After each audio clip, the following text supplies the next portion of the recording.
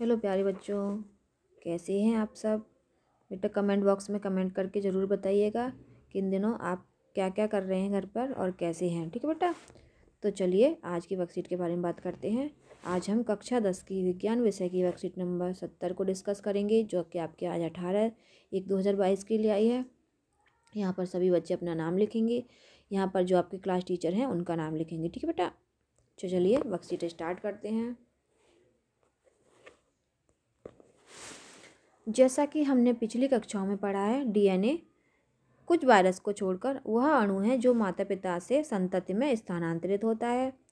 लक्षणों विशेषताओं के वंशागत होने की प्रक्रिया को आनुवंशिकता कहा जाता है। आनुवंशिकता किसे कहते हैं बेटा? जो माता पिता से संतानों में लक्षण आते हैं, उसका अध्ययन जो किया जाता है उसको आनुवंशिकता कहा जाता है। आनुवंशिकता के अंतर्गत माता पिता के लक्षण बच्चों में आते हैं। ठीक है बेटा। यह डीएनए व कुछ प्रोटीन गुणसूत्रों में यूकैरियोटिक कोशिकाओं में के केंद्रक में मौजूद होता है। ठीक है बेटा। कहाँ मौजूद होता है? यूकैरियोटिक कोशिकाओं के केंद्रक में मौजूद होता है। ठीक है बेटा। जो गुणसूत्र होते हैं वो धागे जैसी संरचनाएं हैं, जो कि कोशिका विभाजन, आनुवंशिकता, विभिन्नता, उत्परिवर्तन और मरम्मत और पुनर्जनन में महत्वपूर्ण भूमिका निभाते हैं। इन सब में ये गुणसूत्र अपनी महत्वपूर्ण भूमिका निभाते हैं। डीएनए डीऑक्सी राइबोन्यूक्लिक अम्ल मनुष्यों और लगभग सभी अन्य जीवों में वंशागत सामग्री है। कौन सी बेटा? डीएनए। ठीक है बेटा। किसी व्यक्ति के शरीर की लगभग हर कोशिका का डीएनए एक जैसा होता है। अधिकांशतः डीएनए कोशिका के केंद्रक में स्थित होते हैं। ठीक है बेटा। कहाँ स्थित होते हैं? केंद्रक में। ठीक है बेटा। लेकिन डीएनए की कुछ मात्रा माइटोकॉन्ड्रिया में पाई जाती है। एक लक्षण एलील एक जीव का विशिष्ट विशेषता है, जिसे जीन या पर्यावरण द्वारा निर्धारित किया जा सकता है। ठीक है बेटा। इसके सामान्यतः इसके बीच परस्पर क्रिया द्वारा निर्धारित किया जा सकता है। जीन गुणसूत्र पर मौजूद डीएनए का एक खंड है। जीन क्या है बेटा? जीन गुणसूत्र पर मौजूद डीएनए का एक खंड है जो आनुवंशिकता की भौतिक और क्रियात्मक इकाई के रूप में कार्य करता है। ठीक है बेटा। ये इसकी भौतिक और क्रियात्मक इकाई है। ठीक है बेटा। इन जीनों में एक कोशिका के लिए विभिन्न अणुओं के निर्माण के निर्देश होते हैं। अर्थात हम ये कह सकते हैं कि किसी भी जीव की सभी विशेषताएं इन जीनों की अभिव्यक्ति पर निर्भर करती है। मनुष्य के पास प्रत्येक जीन की 2 प्रतियां होती हैं, एक माता से और एक पिता से आती हैं, जिन्हें एलील या लक्षण या युग्म विकल्पी के रूप में जाना जाता है। क्या कहते हैं? जीन के ये एलील प्रत्येक व्यक्ति के विविधताओं और विशिष्टताओं के लिए जिम्मेदार होते हैं। एलील काय के लिए जिम्मेदार होते हैं बेटा? विविधताओं और विशिष्टताओं के लिए जिम्मेदार होते हैं। ठीक है बेटा। एलील आपने ये समझ लीजिए कि लंबा और बौना होता है, उसके लिए हम 2 एलील यूज करते हैं, लंबे के लिए और बौने के लिए। ठीक है बेटा। ये आपस में लंबाई के लिए लंबाई निर्धारित करते हैं, तो ये एक दूसरे के एलील हुए। ठीक है बेटा। आगे की वर्कशीट में हम इसके बारे में डिस्कस करेंगे, एलील के बारे में। ठीक है बेटा। चलिए आगे की तरफ वर्कशीट में आगे की तरफ चलते हैं। तो ये कोशिका के भीतर की कुछ संरचनाएं दी गई हैं। कोशिका के अंदर क्या होता है बेटा? केंद्रक होता है। केंद्रक के अंदर क्या होता है? गुणसूत्र होते हैं। गुणसूत्र के अंदर क्या होता है? डीएनए होता है। और डीएनए में क्या होता है? जीन। ठीक है बेटा। इस तरह से एक के अंदर एक संरचनाएं निहित होती हैं। इनको आपके चित्र द्वारा समझाया गया है। तो जीन शब्द किसने उत्पादित किया था? किसने सबसे पहले जीन शब्द का प्रयोग किया था? जोहानसन ने। ठीक है बेटा। जोहानसन ने जीन शब्द का गढ़ा था। और जो आनुवंशिकता का जनक या पिता कहा जाता है, फादर ऑफ ये कहा जाता है आनुवंशिकता का, वो कहते हैं ग्रोगर जॉन मंडल को। ठीक है। क्योंकि इन्होंने आनुवंशिकता के नियम दिए गए थे इनको, इसलिए आनुवंशिकता का पिता या जनक कहा जाता है। चलिए आगे चलते हैं।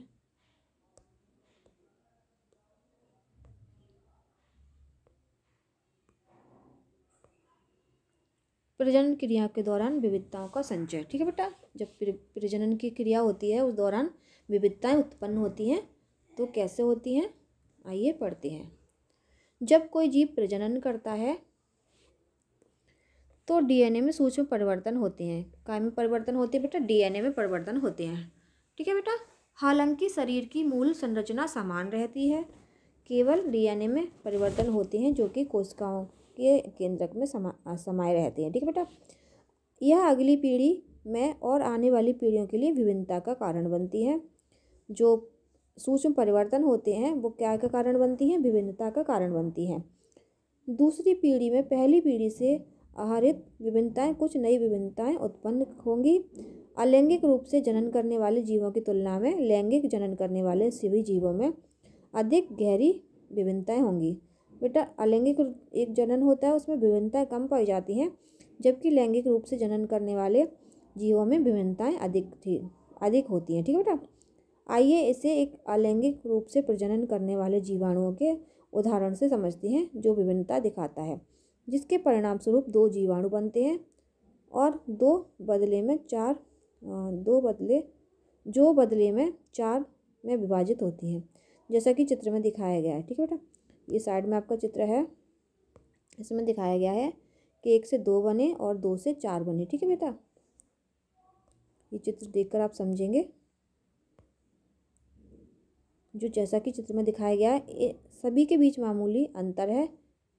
डीएनए के प्रतिकृति की समय न्यून त्रुटियों के कारण उत्पन्न हुई है। काय कारण उत्पन्न हुई है? जो जीन होता है उसमें प्रतिकृति होती है, जब रिप्लिकेशन होता है उस समय उत्पन्न होती है विभिन्नताएं। ठीक है बेटा, क्या इन सभी विविधताओं के जीवित रहने की संभावना समान होगी? नहीं। उदाहरण के लिए, यदि किसी भौगोलिक क्षेत्र में तापमान बढ़ता है तो ऊष्मा स्थिर जीवाणु जीवित रहेंगे। इसका मतलब है कि लाभकारी विभिन्नताएं आम तौर पर जीवित रहती हैं। जो विभिन्नताएं लाभकारी होती हैं जीव उनको अपना लेते हैं और वो लंबे समय तक जीवित रहते हैं। ठीक है बेटा, चलिए आगे की तरफ बढ़ते हैं। इसमें कुछ प्रश्न हैं। पहला प्रश्न है, क्या होता है जब डीएनए की प्रतिकृति में त्रुटि होती है? तो आप इसको लिख सकते हैं कि जब डीएनए की प्रतिकृति में त्रुटि होती है तो उसके कारण विभिन्नताएं उत्पन्न होती हैं। ठीक है, उसके कारण विभिन्नताएं उत्पन्न होती हैं। ठीक है बेटा, जो कि लाभकारी विभिन्नताएं होती हैं वो जीवित रहती हैं और अन्य नष्ट हो जाती हैं। ठीक है बेटा, अगला क्वेश्चन है, किस प्रकार के प्रजनन के परिणाम स्वरूप विभिन्नताएं अलग होंगी? लैंगिक और अलैंगिक। तो लैंगिक जनन के समय विभिन्नताएं अधिक होंगी। ठीक है बेटा, थर्ड है, निम्न को परिभाषित करिए, आनुवंशिकता, जीन विभिन्नता। ठीक है बेटा, तो आनुवंशिकता की डेफिनेशन हम यहाँ से लिख सकते हैं।